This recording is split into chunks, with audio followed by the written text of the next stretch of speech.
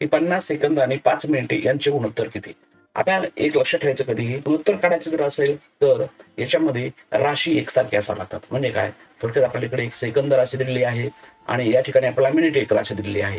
या ज्या दोन्ही राशी आहेत, आपल्या या दोघांपैकी एक राशी निश्चित समान करावं लागेल. एक सेकंदाचे मिनिट करा किंवा मिनिटाचे सेकंद करा.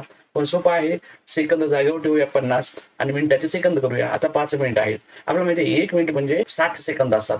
मग 5 गुणिले 60 जर केले तर ह्या मिनिटाचं काय होईल, सेकंदात रूपांतर होईल. म्हणजे या ठिकाणी सेकंद होऊन गेल्यावर दोन्ही राशी एकसारख्या झाल्या. मग किती होतील, 6 पंचे 30, म्हणजे थोडक्यात 300 सेकंद. हे असं जरी जागेवर ठेवलं तरी चालतं. आणि मग यांचं गुणोत्तर काढायचंय. गुणोत्तर काढत असताना मग आपण 50/300 असं लिहूया.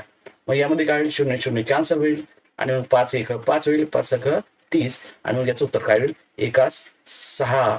हे जे आपल्याला पर्याय पहिलाच दिसत आहे. पाहूया पुढचा प्रश्न. पुढचा प्रश्न असाच आहे, 30 सेकंदाचे 4 मिनिटाशी गुणोत्तर किती. मग आपण काय करणार, 30 सेकंद जे आहेत या 30 सेकंदाला जागेवर ठेवलं तर आपल्याला काय करावं लागणार आहे, हे जे 4 मिनिट आहेत या 4 मिनिटाला रूपांतरित सेकंदात करावं लागेल. आत्ताच झालं की 1 मिनिट म्हणजे 60 सेकंद असतात. मग या 4 गुणिले 60 केले की या 4 मिनिटाचं रूपांतर सेकंदात होईल. 30 वर लिहायचे, छेदामध्ये लिहायचं 4 गुणिले 60 आणि भाग द्यायचा. मग 30 1 30 होईल, 30 दुने 60 होईल आणि मग अंशातला एक दुसऱ्याला तसा राहील आणि छेदामध्ये 8 होईल आणि मग याचं गुणोत्तर जे आहे आपल्याला 1/8 असं म्हणता येईल, की जो